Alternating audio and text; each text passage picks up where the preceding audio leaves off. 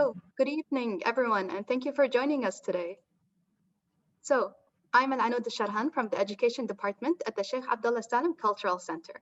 And today we'll be talking about understanding early childhood development with Ms. Ruba Khair. Ms. Ruba has an extensive resume and much experience in rehabilitation of children, including issues such as ADHD, developmental delays, sports injuries, genetic disorders, and cerebral palsy. And of course, if you have any questions, please put them in the chat and we will be very happy to answer them. Thank you for joining us, Ms. Ruba. Thank you very much for having me today for this mini workshop. We'll talk about childhood development, and especially in this hard time with the kids having them at home, it's really very important to understand how childhood development happen and how we can support these kids at home. So we will talk about brain architecture. We'll talk about 5 main concepts about how to support the children development today. As I said, brain architecture, we'll talk about serve and return, strength, executive function, and resilience. Those are very important to understand, especially from parent or caregiver or a teacher, because when we understand this neuroscience of the children development, we will be able to support them more. So we will start thinking about children not as a young adult. Today, children are tomorrow's citizens. So they are the one who will build the future for any country or community. So the science of early childhood development is the source of a new idea that will give us information on how to build a new policy and services to support the children development. Science tells us that those early years are very important. They are the years that great promises happen, and also at the same time a considerable risk can happen. Having a responsive relationship with the parents, having a growth promoting experience, as well as a healthy environment will support the brain architecture and will support the resilience in children. Otherwise, when this is not available, when there is no growth promoting experience, where there is some environment that's not supporting the child development, this will stop the child from developing well, and this will affect his future, and in the same time will affect the future of the community and of the country.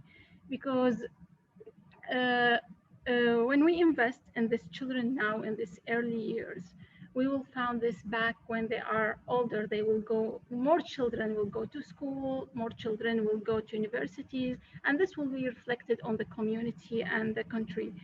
So we have to pay attention for those little children, especially before the age of 4 or the 5 years old.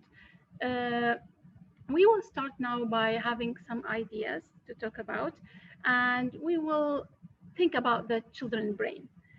So we'll start can you start by the pool, please, Anud?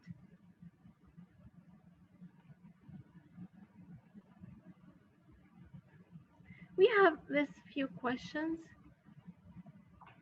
If we can start like the brain develop depending on genes or on experience. So the second question, the experience that the child have before the age of 3 has a limited impact on the children's development. Question number 3, a secure relationship with a parent is good for a child. Question number 4, brain development is linear. That means it happen at the same rate at all ages. A toddler brain is less active than an adult brain.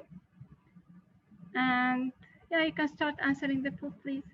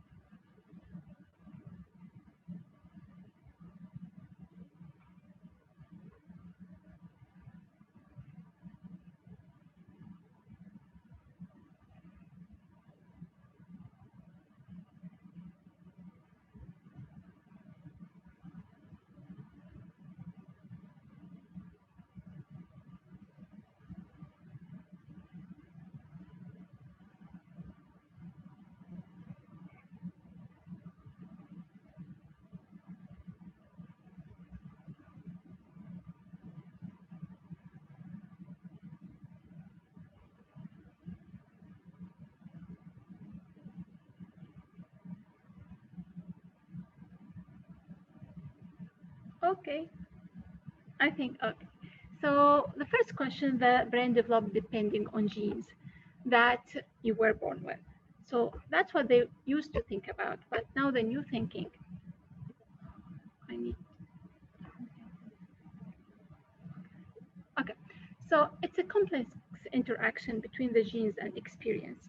So the genes is the blueprint of the brain, while the experience is the one that link these genes, these neurons in the brain together.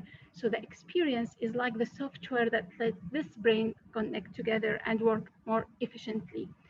So the idea now, it's more an interaction between the genes and the experience. The more a good and promoting experience the child have, the more these neurons are connected, and the more the brain will develop and will be stronger, and will give the child a strong base for the cognitive abilities and the social abilities in the school.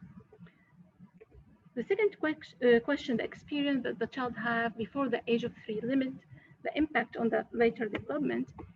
Yes, it has a very negative effect. So if the child has a really bad experience before the age of 3, it will affect his brain development. It will affect the connections between the neurons. Science found that all the negative experience can ruin the connections between the neurons, and in the same time affecting the connectivity between the different centers in the brain. Yes, a relationship between parents is not only good, it's essential.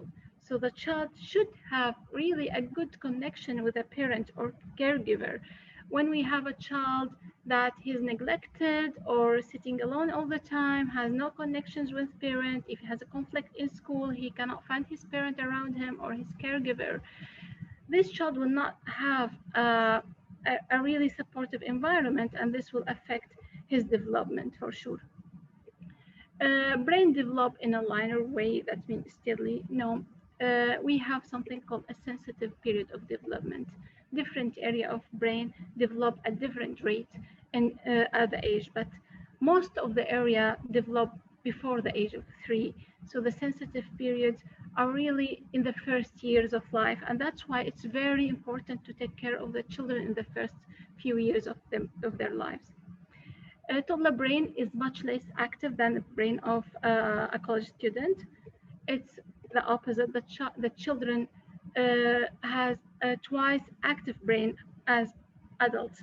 So we can imagine how this brain is developed and how the connections are developed in the children's brain. We'll talk about brain architecture. So we should know that brain is developed from the bottom to up. It's like circuits.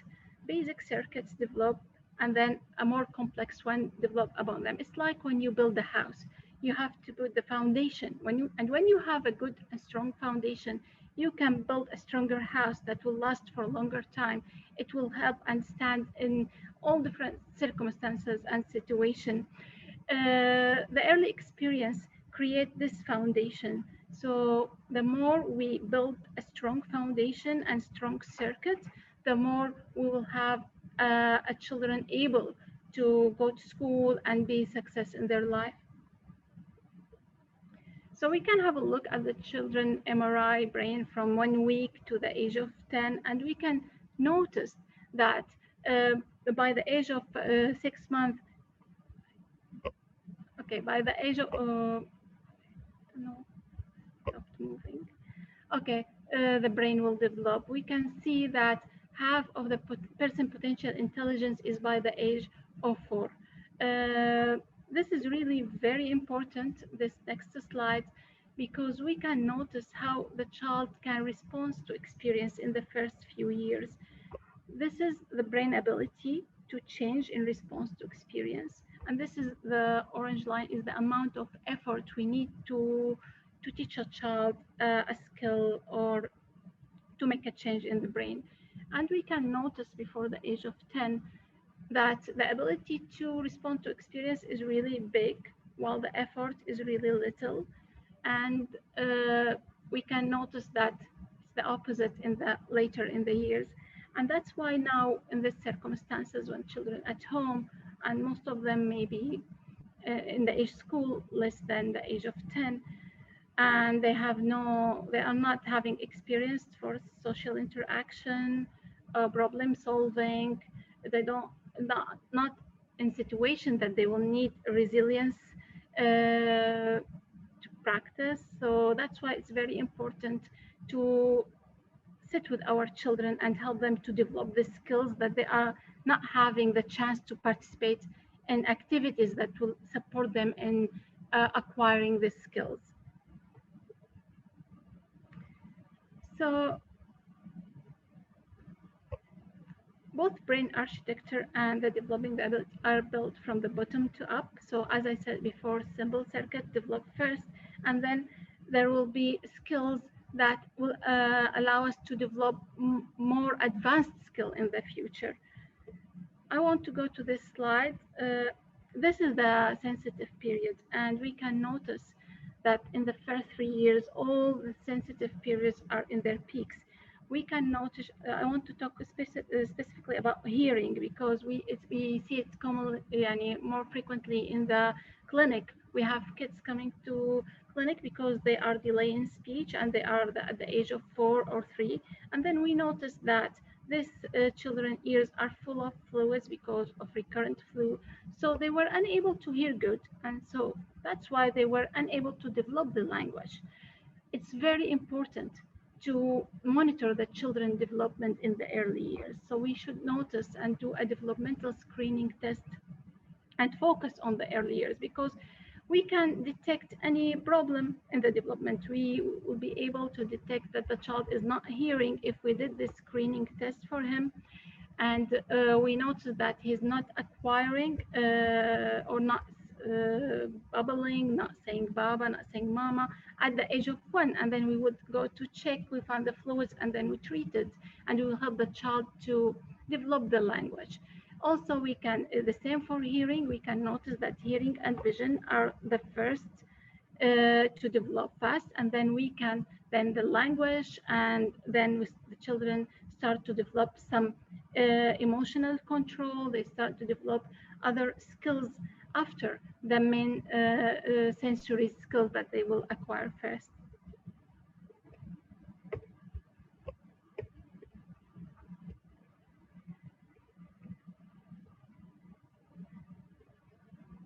Different part of the brain develop by a different age. So the basic sensory motor cortex develop first, and then the parietal and temporal cortex develop second, and the prefrontal cortex that is responsible for more executive function develop later. So we can notice that it's all linked together. The sensory motor cortex give the basics meaning for things. The parietal and temporal association cortex give connect and give me more meaning for the thing. I'll give you an example. So like when I put my hand in my pocket, I can feel that there is something, and this is the sensory motor cortex tell me that there is something in my key. But then when the brain starts to send connection to the parietal and temporal cortex, this will connect that this is the shape, this is the feeling, this is the temperature of this object in my pocket, then I'll know this is a key. So that's why it's really the connection and the myelination of the neurons in the brain. It's really very important to give meaning and to help in developing the child brain. We can see the connection in different age between neurons in the brain. We can see by the age of 6 months how these connections are developed between the neurons, and it will make a lot of connection by this age. But then later on, where the brain itself make pruning for unnecessary connections and will keep the most effective connection and most effective, let's give it a simple meaning, shortcuts between neurons that will allow connections between different parts of the brain to help understand the world around them more. This sentence I learned from my first neuroscience course in sensory integration, and it's really, I think, express how the brain of the children work. So So it says specific experience influence specific neural circuits, which influence the expression of specific genes, which influence how the brain function and how the child behave. And we can notice that the experience the child having is affecting his behavior. And that's why we find kids in school not behaving well, not successful in the school, not because they are not good, no, because they have maybe something happened affecting these connections.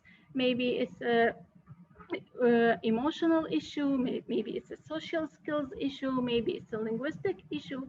So what the children need to success in the school is not knowing all the letters, knowing all the colors, all the literacy by the age of 3. They need the more basic skills that will allow them to success, more necessary skills. This is the emotional and physical health, the social skill, the cognitive and linguistic capacity. Do you have any question in this part? Please, you can send in the chat.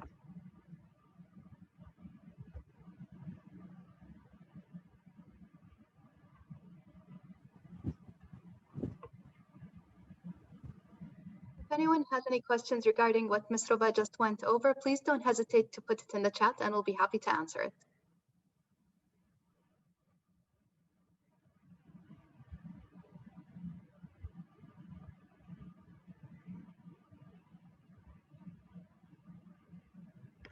Experience is what the child is having, like the child is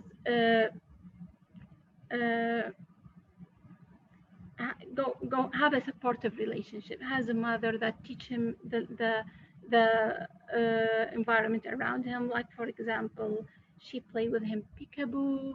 If he has a conflict, if he's an older child have a conflict with his friend, she will able to support him.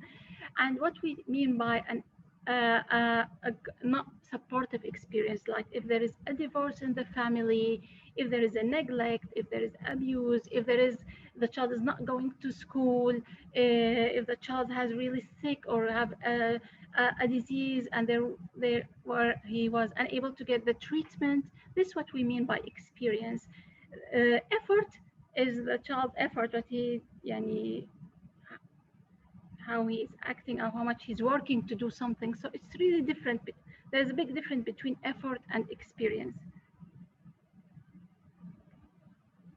Yeah, this is that we will go later. We'll tell you about the milestone that the child should have by specific age. But like if the child is 1 year and a half, until now he's not saying baba or mama or eat or water. So the child by 1 year and a half, which should say like at least 10 to 15 words, then I can say this child is not talking what he should talk at this age. Then I have the first thing to check his hearing. Children who have a recurrent ear infection, recurrent flu, are more likely to have fluid in their ears that would affect them developing their communication and language skills and speech skills.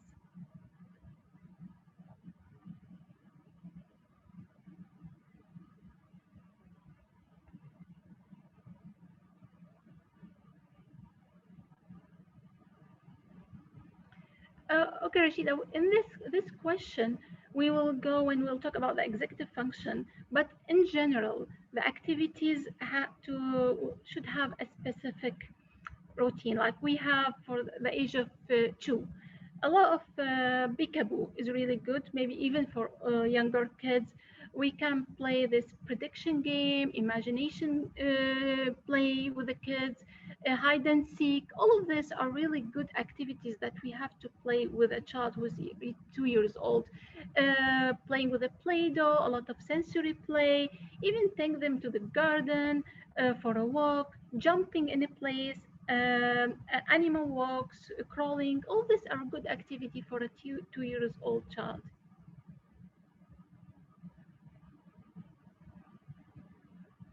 Any other question before we go to the second topic? I think the second topic maybe will answer more about how we can develop the activity for a younger kids.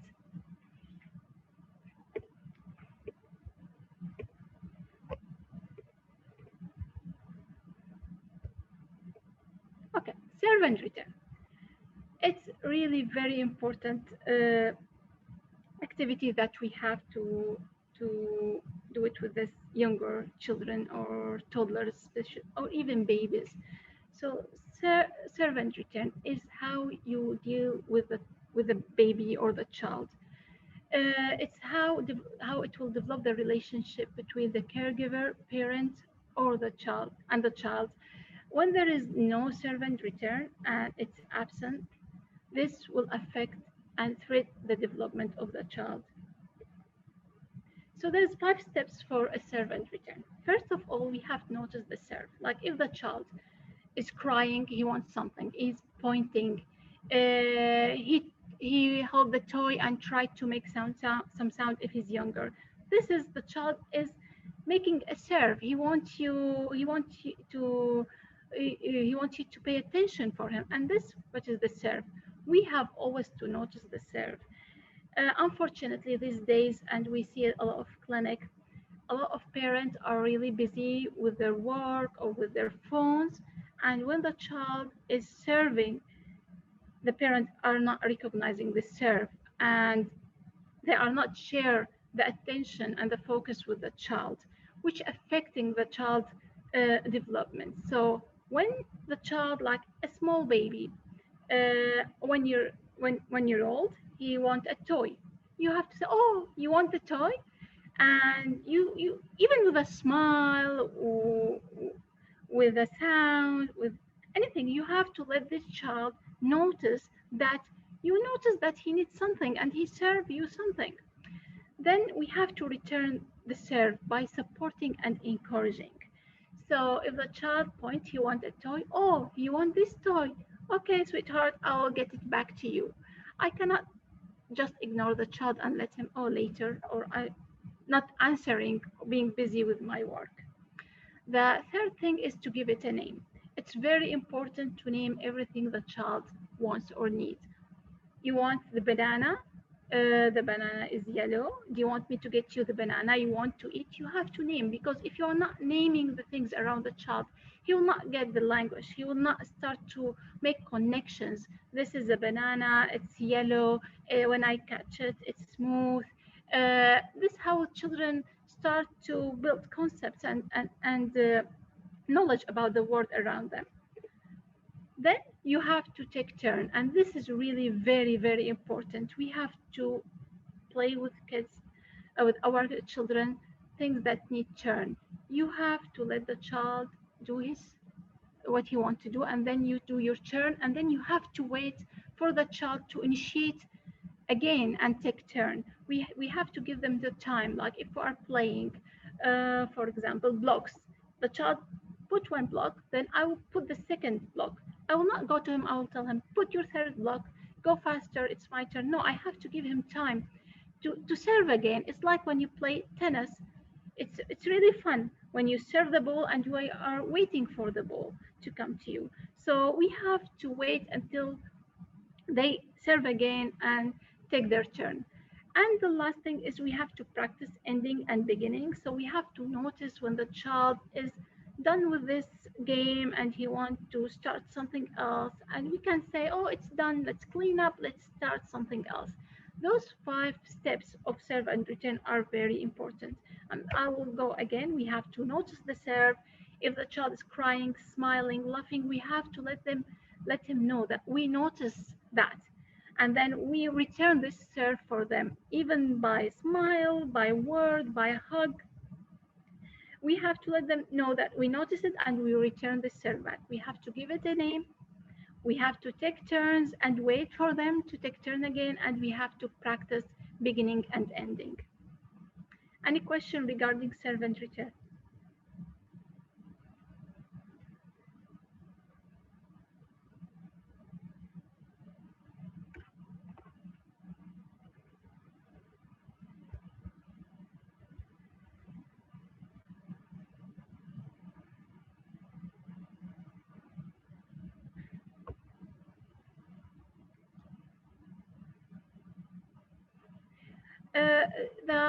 When we talk about children hyperactivity, it's different really. It's not meaning when the child is moving, he's hyperactive.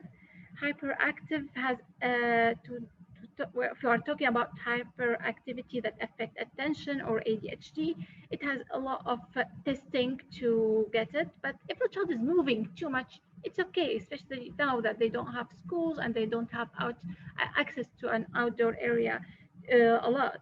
But if the child is moving and not paying attention, like when you call him, he's not answering, but you have to call him not when he's engaged and playing with his friends or with his toys.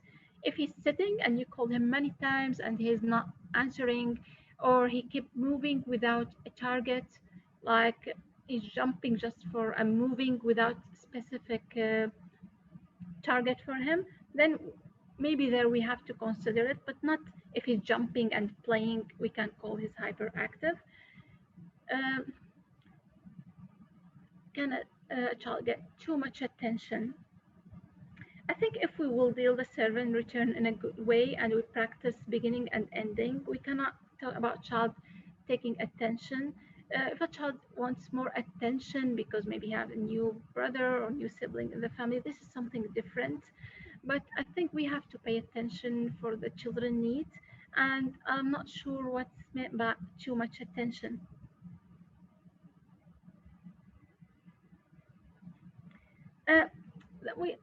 The serve is not a continuous crying. If the child is continuously crying, depend on how old is he. If he's a baby, maybe it's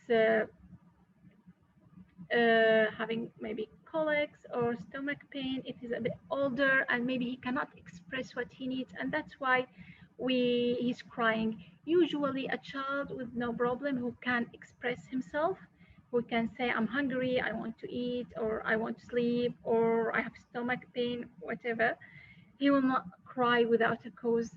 So we found also that a lot of children that crying too much, or we can consider with tantruming, or have another issue. Sometimes it's a communication issue. The stubborn child,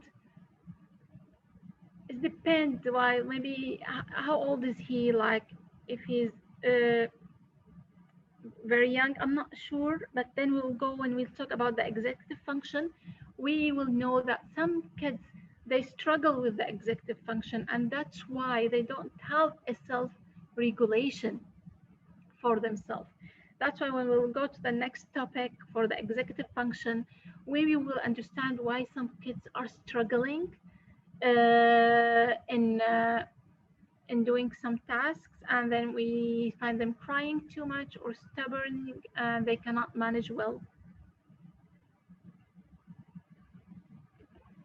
Any more questions?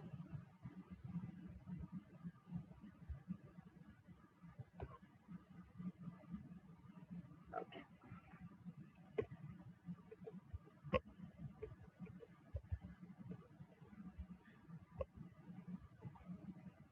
We'll go about stress.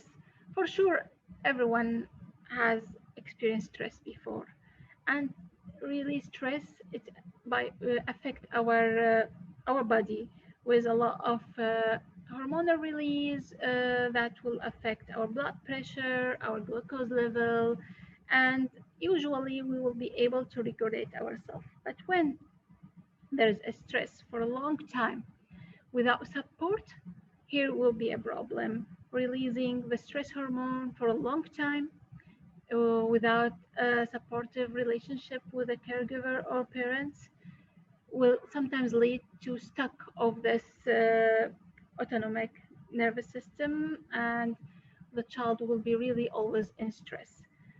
We will talk about 3 types of stress. First of all, the positive stress. The positive stress is a stress for a short period of time that will go, like when the child have exam, when he will go for vaccination. So it will happen, then it will go. It's really important for a child to express, to have this experience of some positive stress, to learn self-regulation, to learn how he can manage stress. But if the stress happens without a support from the relationship, we are talking about now about tolerable stress. When something like losing one of the parent, or something really happened, divorce, then this is stress and there is no support from the parents or not support from caregiver. Here we can't cause damage. But if there is a support and it's a for short period of time, then the nervous system can repair itself by itself. So it will not have really a long-term negative impact on the nervous system. But when there is a stress for a long period of time without a support from an adult, like an illness, like an abuse, like a neglect, there will be the stress response will be always active. The stress hormone will be always released. It will affect the organs. It will affect the blood pressure. It will affect the heart. And research says that children who experience a toxic stress are more likely to have health issues like high blood pressure, heart disease, diabetes, and all of that. Also, if you have a close look at how the stress hormones can affect the neural connections between the neurons, we can understand why this really dangerous to have a child under stress. And we can say neglect, one of this. And when we talk about neglect, is like when parents leave their kids all the day with the nannies, and they don't talk to their kids about the problem happen in school. There is no supportive relationship. There is no servant return. All of this can affect really the well-being of the child.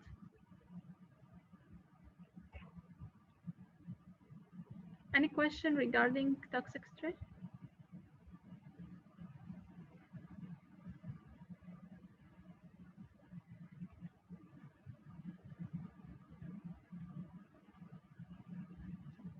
Yeah, there is one question. How we discipline in a loving way without a negative affecting.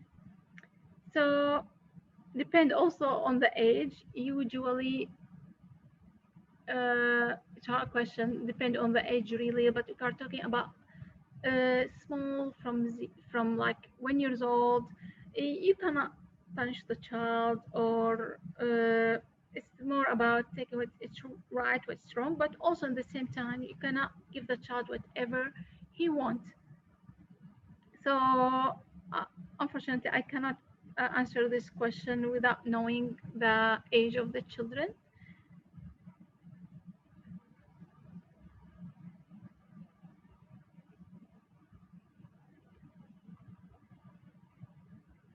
But maybe like generally, if we go back to have this a good relationship and supportive from the very young age, we will be able to teach the kids what's right, what's wrong, and explain for them, helping them develop this connection between this different part of the brain.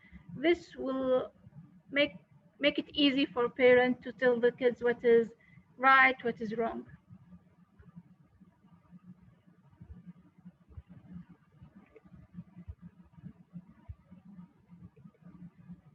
We'll talk now about resilience, and this is really a very important topic. Resilience is the ability to overcome serious, difficult situation, conflict between the child and his friend.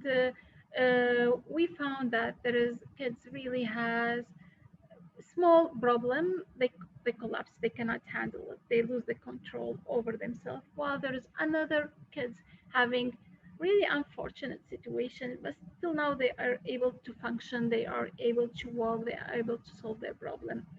So we got the best way to explain resilience is this fulcrum with two sides. One is the positive experience and the negative experience. And this fulcrum is both the genetic way and the experience. So the fulcrum, the genetic way, is the blueprint of it, but the experience is the ability to manipulate it.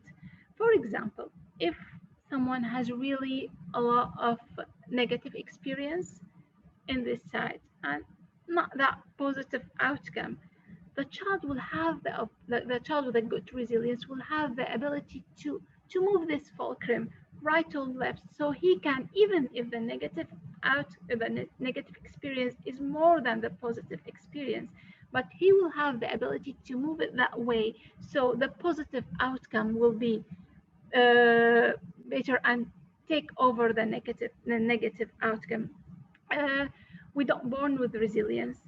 We learn it. Parents can support their kids in developing resilience, especially by some activities that help the kids develop his ability to problem solve, to be more have more adaptation to a difficult situation. Also, science tell us that like participating in sports, all this help the child develop resilience when he's having a difficult time. As we said before, the supportive adult-child relationship is a must. Building the sense of self-efficiency and how he can control the situation about himself, working in self-regulation, strengthen the adaptive skills is really very important. And sometimes helping the child to mobilize the environment around himself will be supportive for the child to develop this resilience ability. Or like I said before, regular physical exercise, stress reduction activity, all this help the child to be able more to build this executive function and self-regulation. And like I'll go to a link now and give you some examples about how this resilience can develop in some kids. I'm not sure.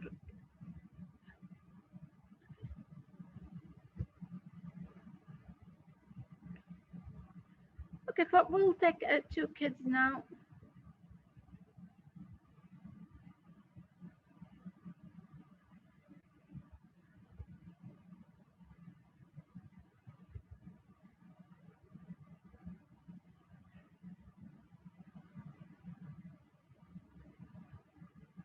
Okay, so we have this child. We'll look at the child history. We will find that he's a healthy bear. He's from high income, education, social status. He has a safer neighborhood. He's going to a good school, and he has high quality healthcare. We will find that the positive outcome is more than the negative outcome, and that's what the child he has a good resilience.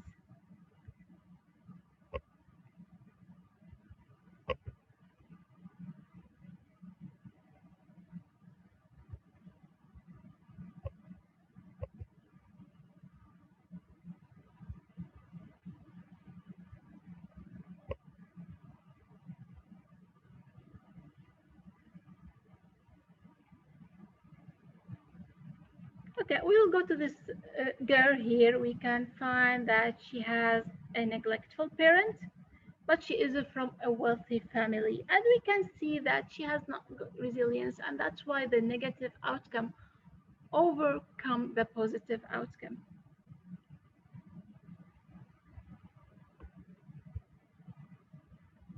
So I hope the resilience concept is clear.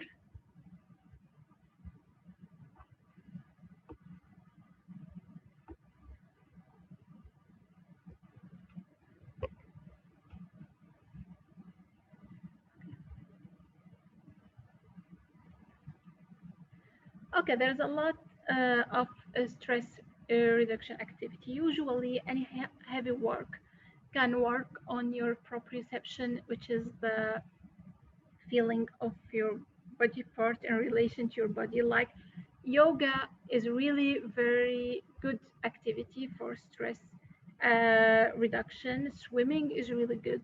Lifting something heavy is really good, because from a neuroscience point of view, when you are activating this proprioception system, it will help in reducing your stress response to a situation. So maybe sport, as I said, or yoga. When we work about stretching, also stretching or heavy work can help the child reduce stress. So if you have a child maybe with a bit high anxiety, having a yoga activity before bedtime will be really very helpful. And try it, like some animal pose you can find on internet. Stretching animal pose is really helpful if the child having really some stress. It will help if you follow it on a routine. I think yes, electronics, if it's used more than it should be used, have effect on the children brain. There is a lot of research, first of all, finding that all this game increase the dopamine in the children's brain, which led them for more excitement, and in the same time they are more stressed to go and win these games. Also, there is now a diagnosis called screen addiction. They found that the kids are not sleeping good. 70% of the kids enrolled in this study, they used to wake up frequently in the night to check their screens.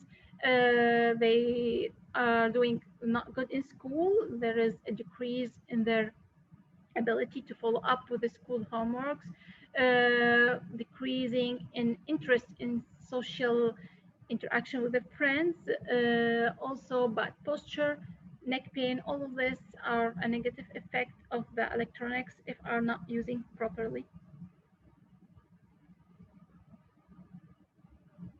Any more questions?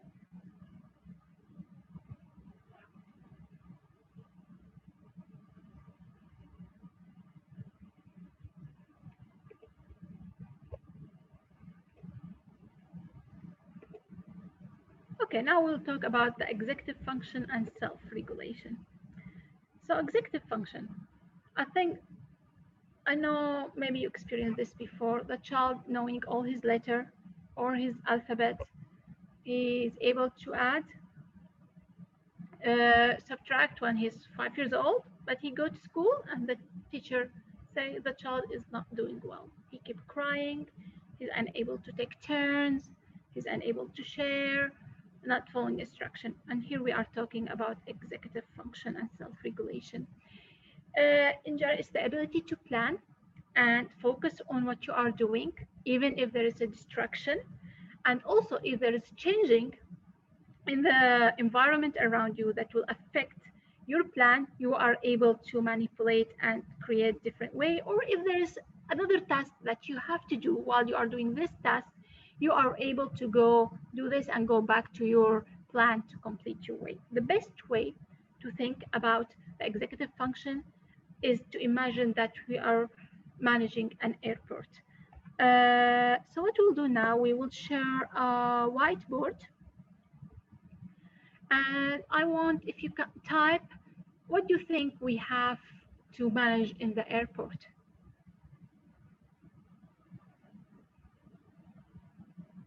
And please, can you share the whiteboard with us?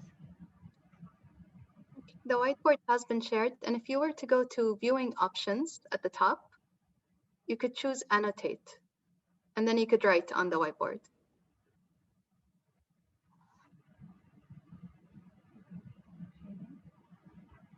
I have to stop sharing. Okay. What is it you wanted on the board, Ms. Ruba? Please, yeah, just please share, if you are managing an airport, what we have to consider, what we have to manage in this airport.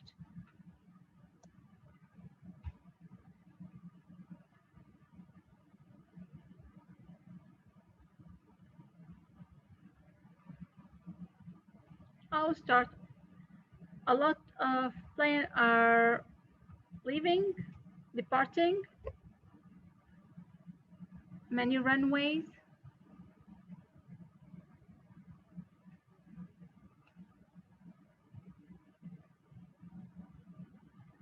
Yes, gates, luggage,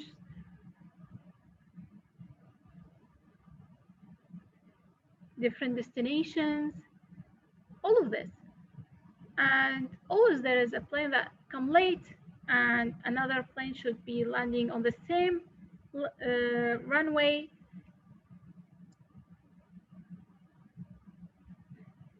Yes, check in.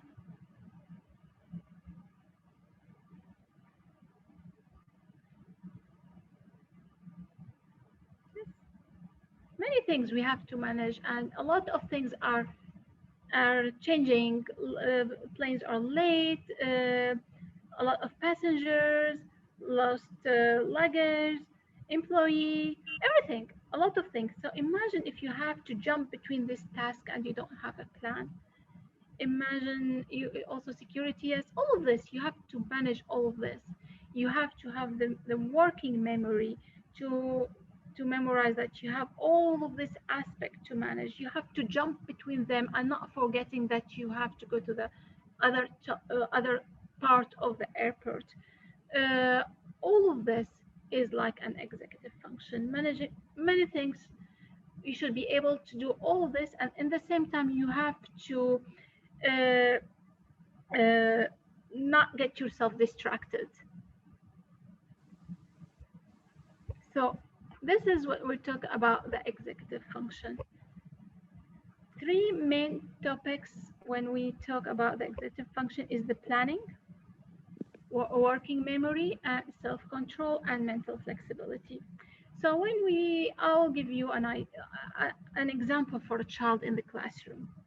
The teacher putting 4 kids on the table and she asking them to put blocks over each other. So the child, first of all, he had to self-control himself.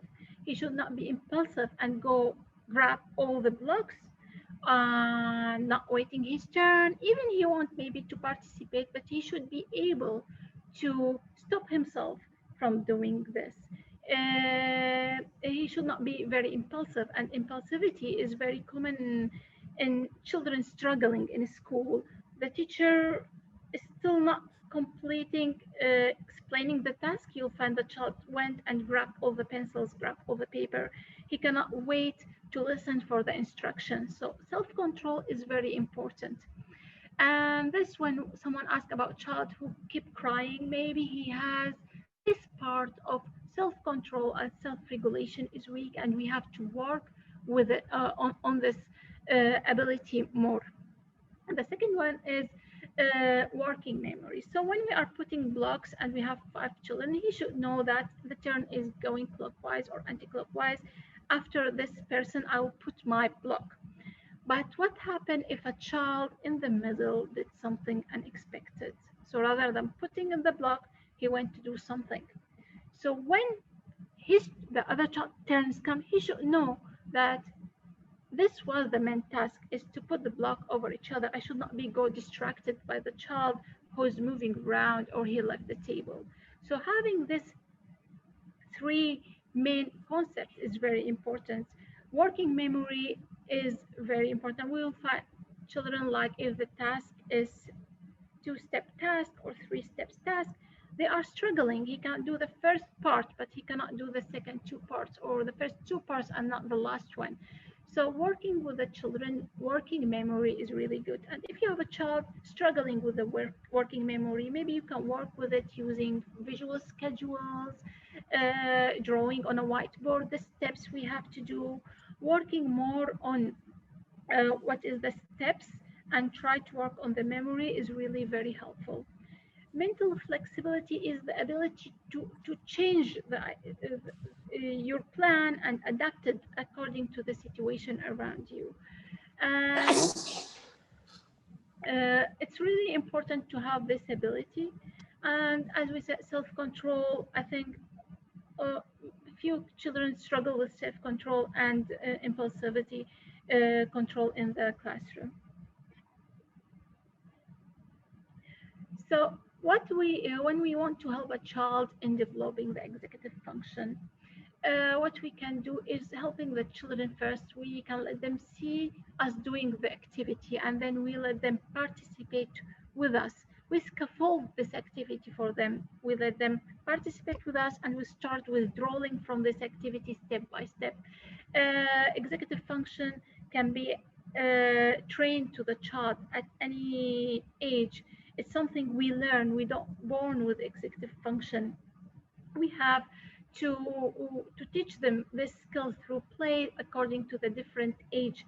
So different age has a different things you can practice with your child to help them develop this executive function. The younger one, as I said, peekaboo is one of the very important things you can do with a child who's baby, because he should wait, he should anticipate for you to open your eyes, and then he will smile, and then again you cover your eye, and then you wait for his serve to tell you or any sounds, and then again you wait and show him his eyes, and he'll laugh again and go on. The song, the nursery rhyme with action, like a twinkle twinkle little stars, moving your arm with the song, he should know when he can move his hands like this, or a lot like the train is coming and then you can tickle him, he will wait for the tickle, he will not laugh before the tickle, but he's knowing the tickle is coming, so he's waiting. And all this is the basics for the executive function in older age. When the child is like when he's a toddler or at 2 years, you can start imaginary play. We can put plates, start cooking. Let him imagine that we are making an egg or we are going to the picnic. At older age, we can start some Uno cards, cards game. Taking turns is very important. So if the child is at home trained to take his turn, so in the school he will not struggle. And when the child is growing older, we can now anticipate what is the game is appropriate for the child to do when he's growing old. All of this help the children to develop this executive function, and that they need it. When the child has weak executive function, he will struggle in the future, because when you go to work, when you have in marriage, we'll have conflict.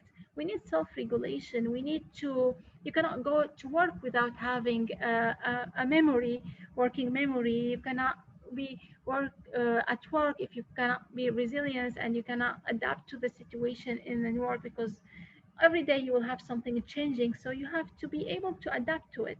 So executive function is really very important. We experience this in clinic every day. Children comes with a lot of like the parents are saying the children know all the letters, all the numbers, but the teacher is complaining. And when we do our analysis, we'll find the child is not doing well in the executive function.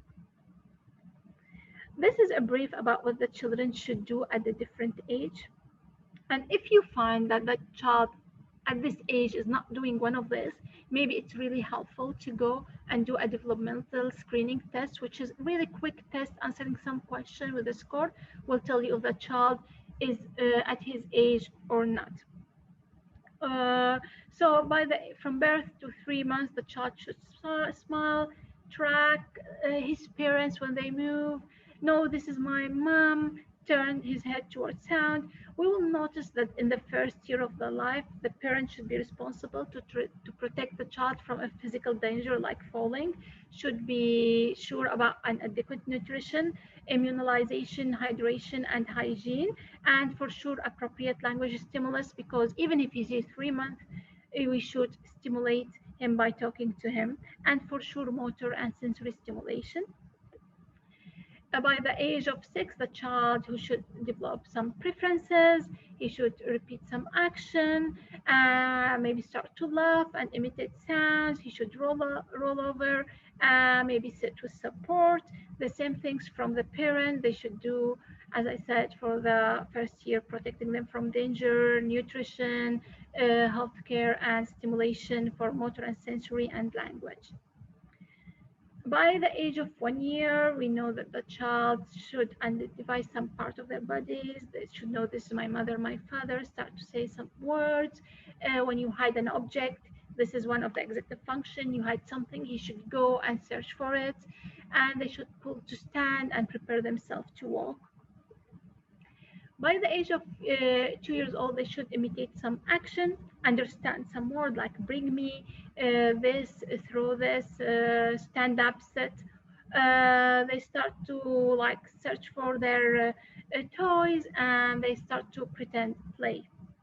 Here also we need to start focus more on another topics, like we have to let them develop their thinking skills by imaginary play, develop some independence, like let them put their shoes by themselves even if they are unable, give them the time to do this, and learn self-control, like don't cry, you should express what you want rather than crying. By the age of 3.5, the children should enjoy learning new skills like jumping, sliding, start to pick up language very rapid, increasing the number of words they are saying a sentence with 2 or 3 words, start to have more control on their fingers. They start to, you ask them what you have, how you have, as a parent to support the children, you have to ask them to make a choice, engage in dramatic play, read for them more complex book and ask them the W questions: when, where, who, and why, sing their favorite songs, and maybe solve 4 to 6 pieces puzzles. By the age of 5 years old, they have developed longer attention span, talk a lot, and their physical movement should be much better. They would like to play with a friend, and they like to share and turn take. They will develop, we have to support them, develop more fine motor skills, expanding language by reading, for sure answering their question, and we have to start by their pre-writing and pre-reading skills. If you have any questions, please send it to me for the chat. And the last thing we will say, getting things right the first time is more efficient and ultimately more effective than trying to fix it later. Thank you. Thank you so much, Ms. Ruba, for this very insightful and information-heavy talk. Thank you so much. And if you have any questions, please put them in the chat, and we'll be happy to answer them. Yeah, there is a few questions from the last one. I think a schedule for children. I think now with this situation, yes, it's very important to put schedule, because the schedule, I think for parent is more helpful now, because you have to remind yourself that your schedule should have a part for physical activity, a part for chore activity, a part for studying, and for social interaction, even like having a Zoom chat with the family. It's really very important.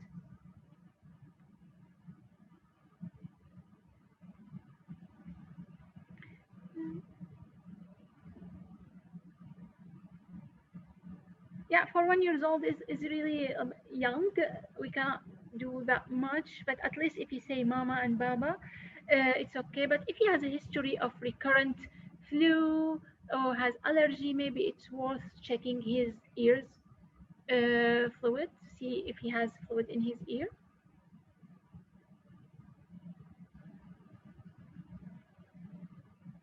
Any more questions?